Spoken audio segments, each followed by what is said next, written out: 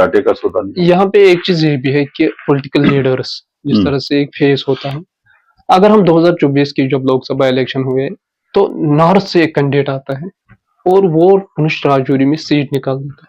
मतलब इसकी क्या वजह है? क्या पुनः राजौरी के लोगों की ये नहीं है कि उनके पास कोई लीडर नहीं है जिसको सपोर्ट करे, या क्या वजह है इस चीज की? नहीं देखिए, बाहर से लीडर आके मेरे ख्याल से इसको इस तरीके से भी देखना चाहिए। अगर ये एक्सक्लूसिवली खाली पीर पंचाल का रहता तो फिर बात दूसरी थी।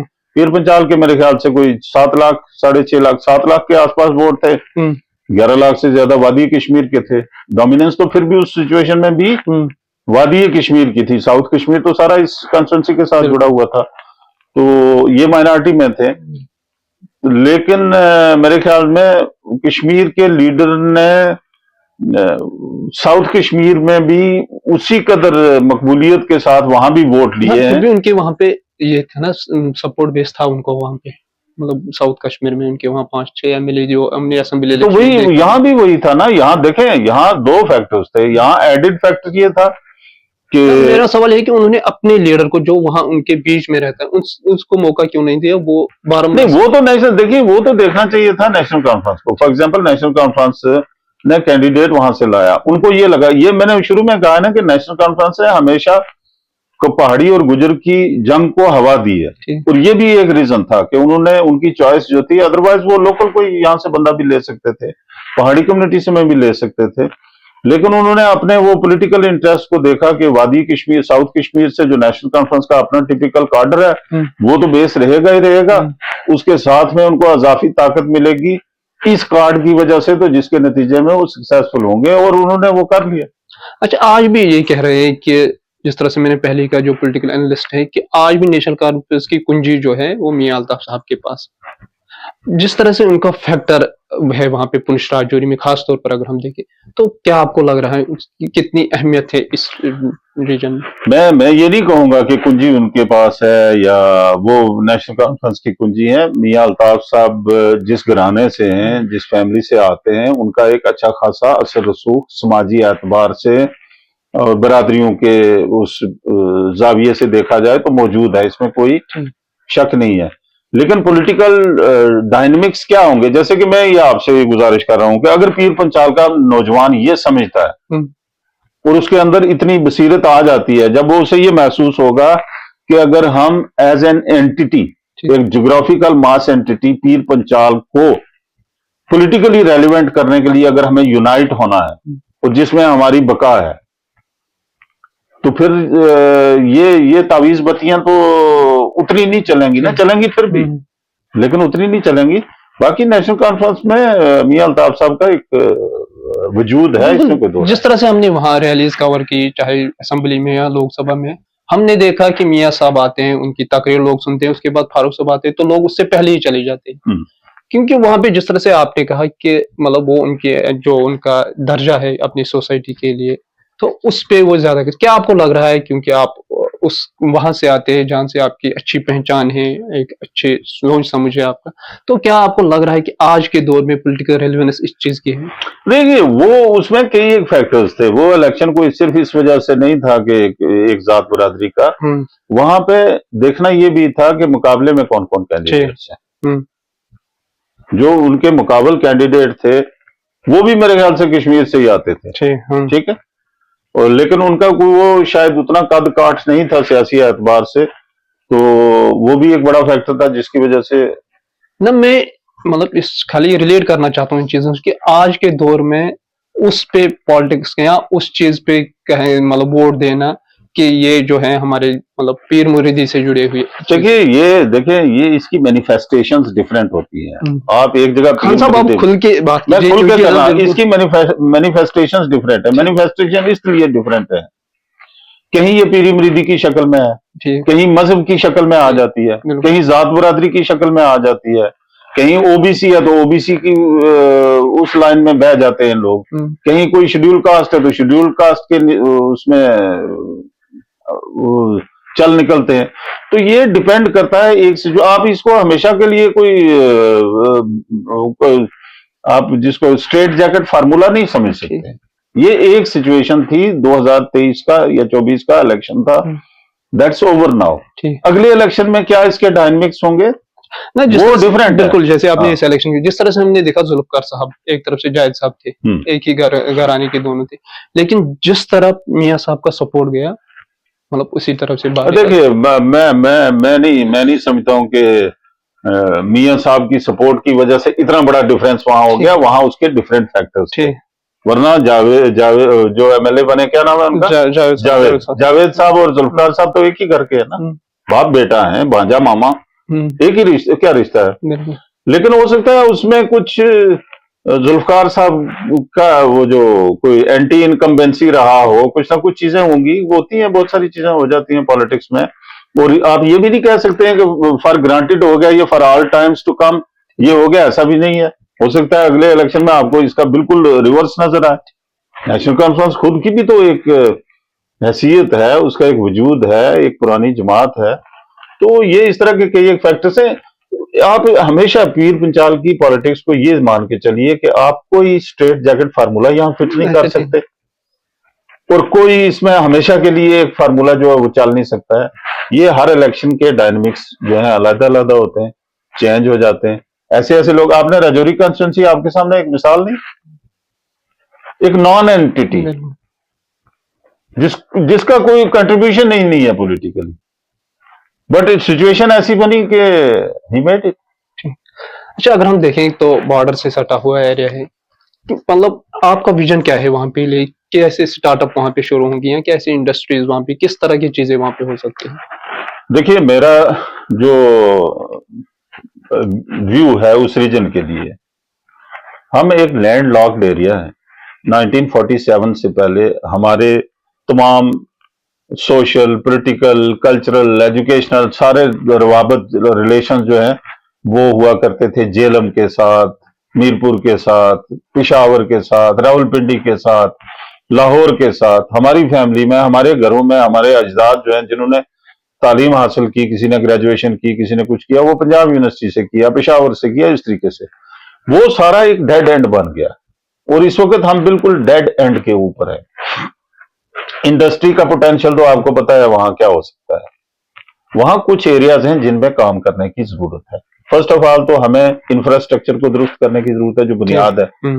अब जम्मू आने के लिए अगर हमें 8 घंटे आज भी पुंछ से यहाँ पहुंचते हुए सर्फ करने पड़े तो ये मेरे ख्याल से हमारी बदकिस्मती है।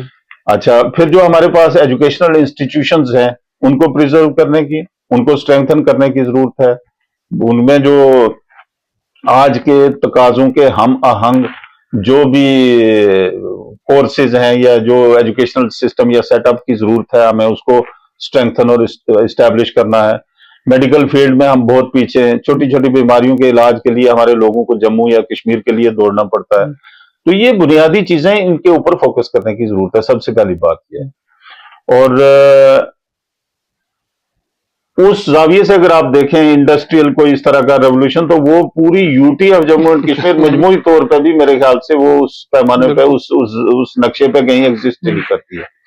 तो वो जो इनहेरेंट इश्यूज हैं जम्मू कश्मीर के मजमूई तौर पे, लोकेशनली हम इतने डिसएडवांटेजेस हैं कि हमारे वो इश्यूज और ज्यादा मल्टीप्लाई हो जाते हैं और ज्यादा संगीन किस्म के।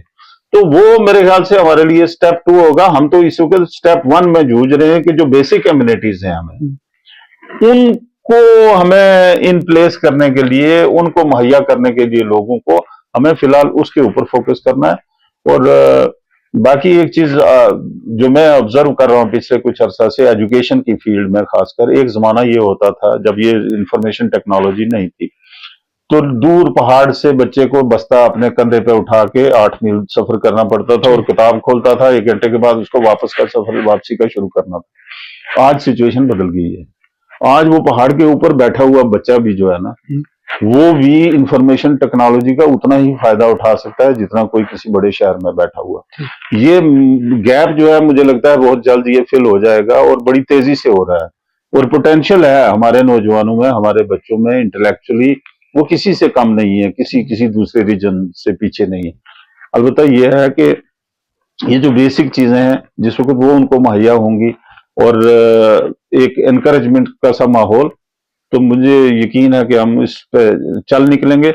लेकिन पॉलिटिकल एक्सप्लॉइटेशन जो है वो हमारे रास्ते की सबसे बड़ी रुकावट रही है। मैंने शुरू में इशारा किया है, अगर हमारी पॉलिटिकल जो फ्रंट लाइन वाले लोग हैं, जो लेजिस्लेटर्स हैं, वो अपने जाती इंटरेस्ट के लिए बार्गेन करने के बजाय पूरे रीजन की डेवलपमेंट के लिए बार्गेन करें गवर्नमेंट फॉर्मेशन के प्रोसेस में, तो मेरे ख्याल से हालात जो हैं वो बदल सकते हैं। जी, अगर हम बात करें जिस तरह से नेशनल कॉन्फ्रेंस ने एक ब्रिज बनाने की कोशिश की है, आपके वहां से भी कैबिनेट में रखे जो मंत्री हैं वहां पे, और जम्मू से भी मंत्री, क्या आपको लग रहा है कि फ्यूचर में इसी तरह की ब्रिजिंग बनती रहेगी? तो आप क्या समझते हैं ये ब्रिज कोई नेशनल कॉन्फ्रेंस लोगों की डेवलपमेंट के लिए बनाया है?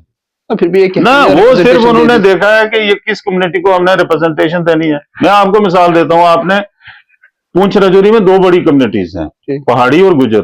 पहाड़ी 60% है, गुजर 40% है। और शेड्यूल ट्राइब जब पहाड़ियों को डिक्लेयर किया गया, उसके बाद आपको ये इल्म होगा कि हमारी स्टेट, इस यूटी में बल्कि पूरे कंट्री में डेवलपमेंट के लिए ट्राइबल फंड्स जो हैं वो एलोकेट कर दिए जाते हैं, बहुत बड़ी कसीर रकम जो ट्राइबल एरियाज की डेवलपमेंट पे खर्च होती है। अब उमर साहब को ये पता है कि ये गुजर और पहाड़ी दो कम्युनिटीज के दरमियान एक बड़ी गहरी खाई है, एक जंग चल रही है इनकी, और दोनों के इंटरेस्ट क्लैश कर रहे हैं। ना भी कर रहे हो तो एक परसेप्शन ये है कि दोनों कम्युनिटीज एक दूसरे के आमने सामने मुकाबल खड़ी है। अब वो ट्राइबल फंड्स जो हैं, ट्राइबल सब प्लान जिसको बोलते हैं, उसको खर्च करने की जिम्मेदारी उमर साहब ने एक ऐसे बंदे को दे दी है जो कंट्रोवर्शियल ही नहीं बल्कि एक कम्युनिटी का है, और वो उसके इंटरेस्ट जो है दूसरी कम्युनिटी से क्लैश करते हैं। तो क्या ये जम्मू कश्मीर के चीफ मिनिस्टर की विजडम में इतनी बात नहीं आती है कि मैं क्या कर रहा हूँ? जिनकी आप जिक्र कर रहे हैं वो तो बोल रहे हैं कि मुझे दोनों ने वोट डाला है, दोनों कम्युनिटी ने। वो कहने को तो सब कुछ कहते हैं जी, ऑप्शन नहीं था उनके बगैर। कहने को क्या, वो उसने 37% वोट लिए हैं, 63% वोट जो है उसके अगेंस्ट पड़े।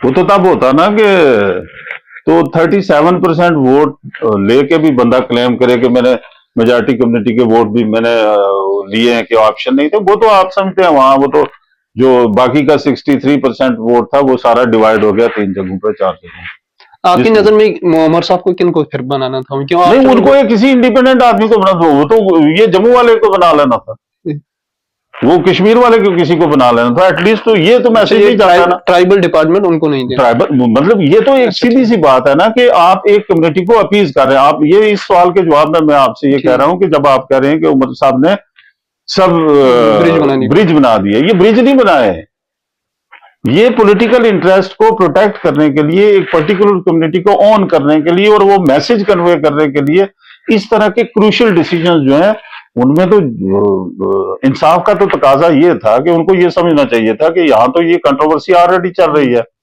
तो एक बंदे को उठा के मैं इस सारे का मुख्तार कुल बना देता हूं, और परसेप्शन ये है कि ये इंसाफ नहीं करेगा। जस्टिस के लिए ये कहा जाता है justice should not only be done, इंसाफ नहीं करेगा या इंसाफ नहीं किया। मैं कहता हूं वो तो जब मैं ये जुमला कह रहा हूं तो वो किसी बुनियाद पे है ना, और इंसाफ का तो तकाजा ये है कि इंसाफ खाली किया नहीं जाना चाहिए, इंसाफ किया हुआ नजर आया जाना चाहिए, तो नजर तो यही आ रहा है। तो इसलिए ये ब्रिजिंग नहीं है, ये उनके अपने, अब जैसे उन्होंने डिप्टी चीफ मिनिस्टर बनाया,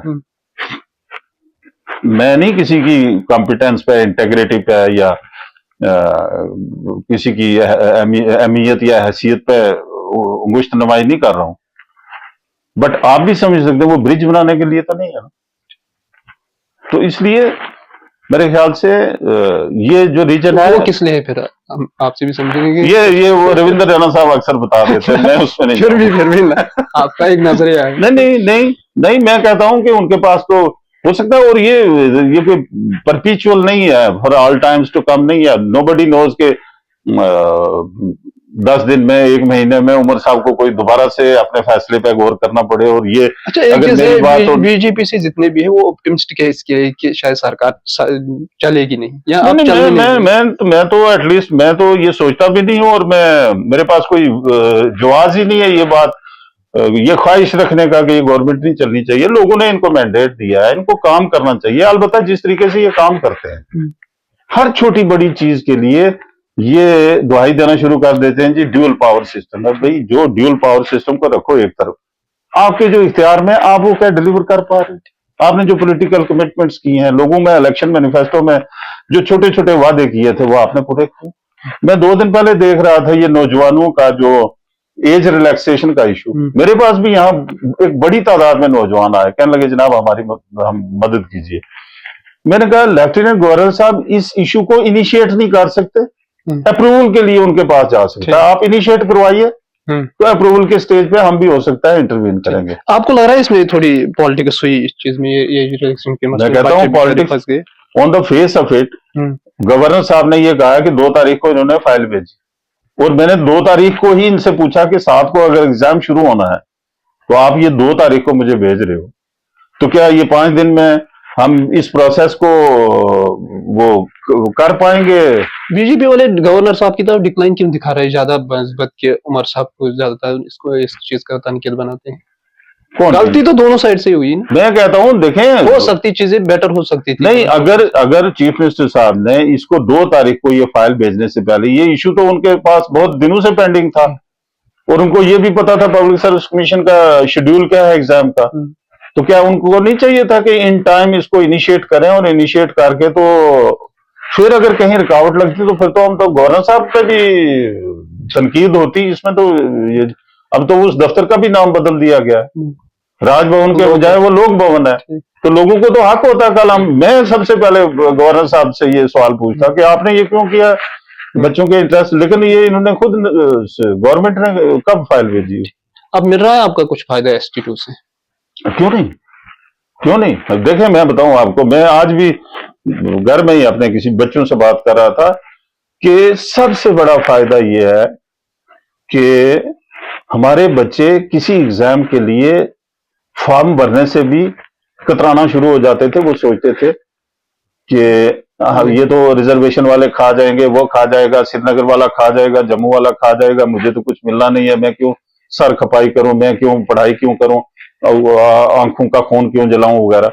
लेकिन आज हमारे इन बच्चों को ये पता है कि 100 में से 10 सीटें हमारी हैं, हमने उन 10 के लिए compete करना है, and we have to make our आपके बच्चों के लिए क्या रिजर्वेशन क्यों चाहिए उनके लिए? मैं देखिए ये सवाल ये नहीं है, लाइफ गुजार मैं कहता हूँ आप ये मुझे आप इंडिविजुअल को मत गिनो ना, मैं इसी क्रीमी लेयर की बात कर रहा हूँ। जब हम बेचारे क्रीमी लेयर पे आते, मुझे जस्टिस GD शर्मा साहब के पास जिस वक्त मैं पहाड़ियों का शेड्यूल ट्राइब का इशू लेके गया तो उनका पॉइंटेड क्वेश्चन मुझे ये था कि क्या आप क्रीमी लेयर के कंसेप्ट के अगेंस्ट हैं? मैंने कहा बिल्कुल, मैं चाहता हूं क्रीमी लेयर को एक्सक्लूड कर दीजिए, and I am on record to have said that. मैं आज भी ये कहता हूं, मैं अपने दोस्तों से ये कहता हूं कि मैंने कहा उमर अब्दुल्ला साहब ने पता नहीं इस ये जो कमेटी बनाई है और रैशनलाइजेशन कर रहे हैं इसमें क्या है, लेकिन मेरी कॉन्शियस ये कह रही है, मैं इनको कोई कन्वे करे कि ये जो पुंछ राजौरी है जिसमें शेड्यूल ट्राइब है एंटायर पॉपुलेशन या कुछ शेड्यूल कास्ट है, मेरा ज़मीर किसी सूरत में ये मुझे इजाजत नहीं देगा कि मैं ये कहूं कि इस रीजन के लोगों को शेड्यूल ट्राइब भी हो, RBA की कैटेगरी भी हो और ALC की भी हो। नो, शेड्यूल ट्राइब है तो बस शेड्यूल ट्राइब, आप हटा दीजिए ALC को और इसको RBA को यहां से, और वो जम्मू कश्मीर के किसी दूसरे रीजन के बच्चों को वो दे दीजिए। जो रैशनलाइजेशन की आपने बात की, तो किस तरह की रैशनलाइजेशन होनी चाहिए? देखिए ये कुछ चीजें तो है ना, एक मिसकंसेप्शन है, बल्कि गलत तरीके से एक तासुर क्रिएट करने की कोशिश की गई है कि 60% रिजर्व हो गया, रिजर्वेशन हो गया, 70% रिजर्वेशन हो गया। ये सारा खराफात है, इसमें कोई सदाकत नहीं है, कोई हकीकत नहीं है। असल रिजर्वेशन है 10% schedule tribe 1, 10% schedule tribe 2, 8% schedule caste और 8% सोशल कास्ट। EWS 36 EWS को भी जम्मू कश्मीर की गवर्नमेंट वो कर सकती है डाली, कोई इशू नहीं है। असल कैटेगरीज जो हैं वो ये है 36%। अब आप उसमें जो हॉरिजॉन्टल रिजर्वेशन है उसको भी लाके घुसेड़ देते हैं और गिनना शुरू हो जाते हैं 70%। ऐसा नहीं है सर, वो भी ओपन मेरिट के साथ वो धोखा होता है। मैं कहता हूं ठीक है, ओपन में ज्यादा परेशानी होगी। अब जैसे है RBA, वादी कश्मीर के 22 लाख लोग RBA से बेनिफिट ले रहे हैं। अब जिसको आप हटा दीजिए उसको, अब वो 22 लाख चले गए जनरल में। कश्मीर की अगर पॉपुलेशन है 65 लाख, तो 22 लाख उसमें तो एटलीस्ट प्रोटेक्टेड है वो 10% के। जिस वक्त आप उसको हटा देंगे, ठीक है हटा दीजिए, आई एम फॉर इट, लेकिन जिस वक्त आप आरबीआई हटा देंगे, वादी कश्मीर के अंदर खुद एक फितना नया खड़ा होगा कि जो दूर दराज इलाके का बंदा वो कहेगा यार मैं श्रीनगर वाले शहर वाले के साथ कैसे कंपीट करूंगा, कोकरनाग का आदमी है, पहलगाम का है, दूर दराज किसी जगह का है, तो वहां फिर एक नया झगड़ा खड़ा होगा।